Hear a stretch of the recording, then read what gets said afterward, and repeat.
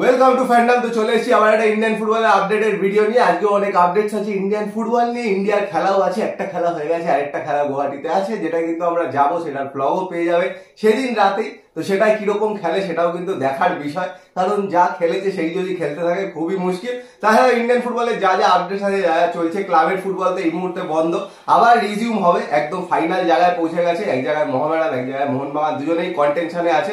সবকিছু নিয়ে কথাবার্তা বলবো, কিন্তু সবার আগে যে কথাটা, এখনো যারা সাবস্ক্রাইব করনি অবশ্যই করে নিও, আর ফেসবুক আর ইনস্টাগ্রামেও কিন্তু ফলো করে নিও, ওখানেও কিন্তু ছোট ছোট ভিডিও আসতে থাকে, তো অবশ্যই করে নিও। আর বেল আইকনটা ইউটিউবে টিং টং করে অল অপশনটা প্রেস করে দিও, কারণ নোটিফিকেশন যাচ্ছে না, সেই জন্য কিন্তু অবশ্যই করে নিও। তো পুজোর থেকে প্রথমে শোনা, তো প্রথমে বলি যে ইন্ডিয়ান ফুটবলের প্রচুর আপডেট রয়েছে, সেই আপডেটগুলো একটু আগে দিয়ে দিই।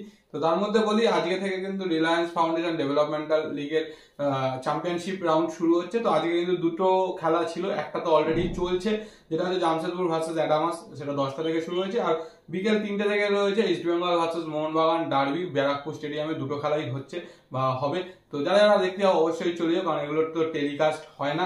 এবং তার সাথে আরো একটা বলি যে একটা ট্রায়ালের আপডেট রয়েছে, দুটো ট্রায়ালের আপডেট রয়েছে আমাদের ইনস্টাগ্রাম স্টোরিতে এবং ফেসবুক স্টোরিতে পোস্ট করা রয়েছে।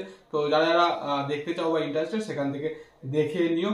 এবার আসি বাকি যে আপডেট গুলো রয়েছে সেগুলোর মধ্যে। তো তার মধ্যে বলি আই লিগের কিন্তু আজকে অনেকগুলো খেলা রয়েছে, তার মধ্যে একটা গুরুত্বপূর্ণ ম্যাচ রয়েছে সিনিদি ডেকান ভার্সেস চার্চিল।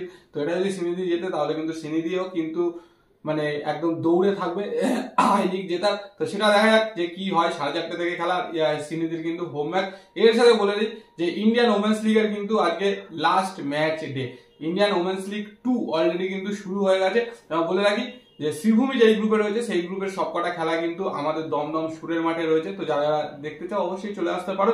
আর আজকে যেই দুটো ম্যাচ রয়েছে, যে জিতবে সেই কিন্তু চ্যাম্পিয়ন। প্রথম ম্যাচটা 3:30 থেকে Gokulam versus east Bengal, east বেঙ্গলের অ্যাওয়ে। এবং সেকেন্ড ম্যাচটাও 3:30 থেকে ওড়িশা ভার্সেস কিকস্টার। যদি ওড়িশা ড্র করে, গোকুলাম জিতে যায়, তাহলে গোকুলাম চ্যাম্পিয়ন, আর যদি ওড়িশা জিতে তাহলে ওড়িশাই চ্যাম্পিয়ন।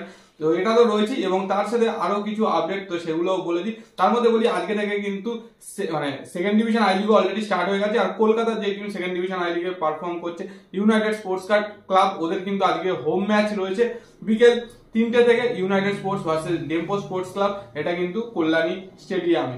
এছাড়া বলে রাখি সাব জুনিয়র লিগেরও কিন্তু আজকে খেলা রয়েছে, Bengal football academy versus Bidhannagar municipal sports academy, এটা হচ্ছে দুপুর 2:30 থেকে।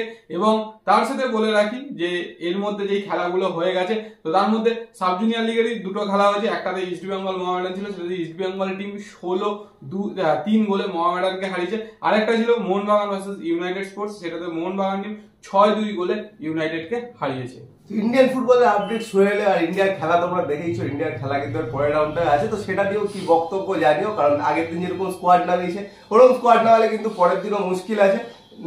প্লেয়ারদের আউট অফ পজিশন খেলিয়েছে, ব্র্যান্ডনের সাথে কি প্রবলেম কোচের কেউ জানে না, কারণ কোনো ক্রিয়েটিভ প্লেয়ার থাকে না মাঝখানে, সেইভাবেই কিন্তু নামায়। আর পরের ম্যাচটা ইন্ডিয়া কিন্তু তবুও, যেহেতু একটা ম্যাচ জিতেছে, একটা ড্র করেছে, একটা হেরেছে, সেই জায়গাতে কিন্তু ইন্ডিয়া সেকেন্ডেই আছে। কিন্তু আফগানিস্তানেরও কিন্তু ম্যাচ বাকি, ইন্ডিয়ার বাকি 3টে ম্যাচ বাকি আছে, একটা একটা করে সবার সাথে ম্যাচ, তার মধ্যে একটাই এটা কলকাতায় আছে।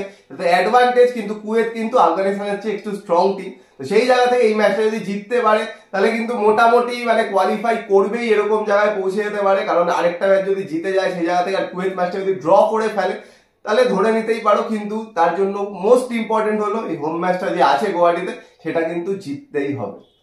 তো এবার চলে আসি মেন যে খবরগুলো, সেগুলো যে ট্রান্সফার রিলেটেড আপডেট। তো তার মধ্যে মোহামেডানকে দিয়ে শুরু করি, যেহেতু মোহামেডান আই লিগ চ্যাম্পিয়ন দাবিদার। তো লাস্ট ম্যাচটা ড্র করেছে রিয়াল কাশ্মীরের সাথে, গতকালকেই খেলা ছিল।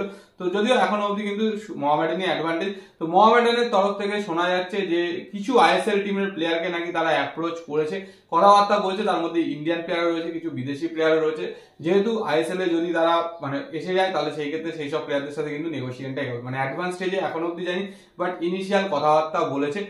তারপরে আসি ইস্ট বেঙ্গলের খবর, যাকে নিয়ে এই মুহূর্তে মার্কেট সরগরম। তো প্রচুর প্লেয়ার তো অলরেডি সাইন হয়ে গেছে এরকম দেখা যাচ্ছে। তো মেহেদি তালালকে নিয়ে একটুখানি বেশি চিন্তা ভাবনা চলছে সবার মধ্যে, বেশি জায়গায় রিউমার রয়েছে। তো বলে রাখি মেহেদি তালালের এখনো অবধি কিন্তু ফাইনাল কিছু হয়নি। ইস্ট বেঙ্গলের তরফ থেকে অবশ্যই চেষ্টা করা হয়েছে, কিন্তু যেটা বলে রাখছি দুটো অপশন ওর কাছে রয়েছে। একটা হচ্ছে অন্য ক্লাবে চলে যায়, সেখানে ইস্ট বেঙ্গলের সাথে যেরকম মুম্বাই সিটি দৌড়ে রয়েছে, আর মুম্বাই সিটির সাথে পেরে ওঠা কতটা সুবিধা করতে পারবে সেটা হলো একটা। এছাড়া পাঞ্জাবও কিন্তু কন্ট্রাক্ট এক্সটেনশন দেওয়ার ব্যাপারে আগ্রহী। তো যেহেতু পাঞ্জাবে এসছে, পাঞ্জাবের অসাধারণ পারফর্ম করছে, তো সেখান থেকে কিন্তু একটা অ্যাডভান্টেজ যদি পাঞ্জাব কন্ট্রাক্ট এক্সটেনশন দেয় এটা। আরেকটা যেটা জুয়ান মেরাকে নিয়ে দেখলাম যে জুয়ান মেরা ইস্ট বেঙ্গলে আসতে পারে বা এরকম অ্যাপ্রোচ করা হয়েছে, আগের দিনও বলেছি। তো এরকম কিন্তু কোনো খবর আপাতত আমাদের কাছে নেই। আর কেরালার যে দিমিত্রি, সে তো কেরালা ব্লাস্টার্স ছাড়ছে মোটামুটি কনফার্ম হয়ে গেছে। তো সেও নাকি ইস্ট বেঙ্গল তাকে অ্যাপ্রোচ করেছে, বলে কি ডিমিত্রি হওয়ার সম্ভাবনা আমরা যতদূর জানি হয়তো চান্স নেই, বাট শেষ মুহূর্তে কি হবে সেটা দেখা। তো আরেকটা কিন্তু ওয়াইল্ড রুমার চারিদিকে ভেসে বেড়াচ্ছে, রাস্তাঘাটে বেরোলেও লোকজন ধরে সেই ওয়াইল্ড রুমারের কথা জিজ্ঞেস করছে আমাদের, মানে কোথা থেকে এই রুমার গুলো বেরোয় আমরা জানি না। সেটা হলো ছাংতের সাথে নাকি নাওরেম মহেশ সিং এর সোয়াপ ডিল হতে চলেছে। সিজনের পরে নাকি মুম্বাই সিটি এফসি নাওরেম মহেশ সিং কে চাইছে আর ছাং থেকে দিয়ে দেবে। তো এটার যে কতটা সত্যতা নিজেরা বিচার করলেই বুঝতে পারবে আদৌ সত্যতা আছে কিনা, যে ছাংতে যে ইন্ডিয়ার এখন বেস্ট প্লেয়ার তাই কোনো টিম ছাড়তে পারে কিনা। তো এইটা কিন্তু পুরোপুরি কোথা থেকে রুমারটা এসছে, কোথা থেকে অরিজিনেট করেছে আমাদের জানা নেই। তো একদম ক্লিয়ারলি বলে দিলাম এটা কিন্তু পুরোপুরি ফেক খবর, চারিদিকে শুধু ভেসে বেড়াচ্ছে এটা। ইস্ট বেঙ্গল ফ্যানরা আবার রাস্তাঘাটে জিজ্ঞেসও করছে সেটা। তো দেখা যাক যে ইস্ট বেঙ্গলে কে কে আসে, কারণ কথাবার্তা অনেকের সাথে শুরু হয়েছে। লাস্ট দিন যেই অনুষ্ঠানটা ছিল সেখানেও বলেছে ভালো টিম করার চেষ্টা করবে, কিন্তু তার সাথেও বলে রাখি কনফার্ম মোটামুটি যেটা খবর ক্লেটন সিলভাকে কন্ট্রাক্ট এক্সটেনশন দেওয়া হতে পারে আরো 1 বছরে। তার সাথে হিজাজি এবং সল ক্রেসপোরও কিন্তু কথাবার্তা চলছে, কিন্তু দুজনের ক্ষেত্রে কনফিউশন রয়েছে, কারণ দুজনের কাছেও অন্য টিমের অফার রয়েছে। এবং তার মধ্যে হিজাজি তো আগেও বলেছি যে স্যালারি হাইক চাইছে, সেটা ডিপেন্ড করছে যে কি করে। এবার যেহেতু 3 জনের নাম বললো, তোমরা এবার জিজ্ঞেস করবে যে বাকি 3 জন বিদেশি কি আসছে, তারা কারা? তো সেটা কারো জানা নেই। আর বাকি 3 জন আসবে না 2 জন আসবে সেটাও জানা নেই। সেটা কিন্তু ডিপেন্ড করছে জর্ডান এলসের উপর। কিন্তু জর্ডান এলসে এএফসি কাপের যে কোয়ালিফায়ার ম্যাচগুলো আছে, মানে এএফসি চ্যাম্পিয়ন্স লিগ 2 এর যে কোয়ালিফায়ার ম্যাচগুলো আছে, তার আগে ফিট হবে কিনা সেটা কিন্তু যথেষ্ট মানে সন্দেহ আছে। হয়তো আইএসএল শুরু হওয়ার আগে ফিট হয়ে যাবে, কিন্তু এএফসির যে ম্যাচগুলো আছে তার আগে ফিট কিন্তু হবে না, মানে ধরে নেওয়াই যায় হবে না। এখন কিন্তু সবাই রিহ্যাব শুরু করেছে, কিছুদিন আগে কলকাতা এসছে দেখেছো টিমের সাথে রিহ্যাব করছে। তো সেই জায়গা থেকে কিন্তু এটাও একটা ভাববার বিষয় যে 3টে নতুন বিদেশি আছে না 2টো নতুন বিদেশি আছে, কারণ আইএসএল অব্দি ওয়েট করলে কিন্তু এবার হবে না, এএফসির ম্যাচগুলোর দিকে ভাবতে হবে। তো সেই জায়গা থেকে দেখা যাক মাদি তালাল দিয়ামেন্তিকস চারিদিকে তো রুমারের ছড়াছড়ি, লাস্টে দেখবেন নতুন বিদেশি আসছে বাইরে থেকে। কিন্তু ইন্ডিয়ান প্লেয়ার কিন্তু যেরকম প্রত্যেকটা ভিডিওতে বলেছি অনেকজনকে অ্যাপ্রোচ করে রেখেছে, ইনিশিয়াল অ্যাপ্রোচ করেছে, কারো সাথে নিজের প্লেয়ারদের সাথে কথা বলেছে। আর ডেভিডের কথা সবাই জিজ্ঞেস করছো, আইএসএল এ যদি মহামেডান ওঠে তো ডেভিড কতটা হবে সেটা কিন্তু কোয়েশ্চেনেবল ব্যাপার। কিন্তু বাকি যাদের অ্যাপ্রোচ করেছে মিডফিল্ডার, মেনলি মিডফিল্ডার, স্ট্রাইকার এইসব পজিশনে, কিন্তু মেন যেটা দরকার কিন্তু একটা সেন্টার ব্যাক দরকার। আর বিনীত রায়ের কথা যে উঠেছে, বিনীত রায়কে নিলেও কিন্তু সেই প্রবলেমটা সলভ হবে না, কারণ সেও কিন্তু একটা স্ট্রং সেন্টার ব্যাক বলতে কিন্তু নয়। তো সেই জায়গা থেকে তোমাদের কি মনে হয় ইন্ডিয়ান প্লেয়ারদের মধ্যে যাদেরকে অ্যাপ্রোচ করেছে চারিদিকে শুনেছো, তাদের মধ্যে কারা আসলে তোমাদের মনে হচ্ছে যে ভালো হতে পারে ইস্ট বেঙ্গলের জন্য? আর একদম শেষে মোহনবাগানের কথাও একটু বলে দিই যে মোহনবাগানের এই মুহূর্তে কিন্তু কোনো আপডেট নেই বা কোনো খবর নেই। একটাই রিউমার মার্কেটে, সেটা হচ্ছে স্যালারি, মানে বাজেট বাড়াতে পারে। তো সেটা নর্মালি না চাইলেও বাড়াতে পারে, কোনো ব্যাপার না, সেটার জন্য কিছু লাগে না। আর বলে রাখি যেহেতু এখন লিগ চ্যাম্পিয়নশিপের দাবিদার, তো সেই জন্য সেটাতেই কনসেন্ট্রেট করছে। তো পরবর্তীকালে হয়তো কিছু না কিছু আপডেট আসবে। তো যা যা আপডেট ছিল পুরো দিয়ে দিয়েছি। আর তোমাদের কি বক্তব্য কমেন্ট বক্সে কমেন্ট করে জানিও। ভিডিওটা পছন্দ হলে লাইক করে দিও, শেয়ার করে দিও, চ্যানেলটা অবশ্যই সাবস্ক্রাইব করে দিও, বেল আইকনটা টিং টং করে দাও নোটিফিকেশন পাওয়ার জন্য। চলো এখনের জন্য টাটা।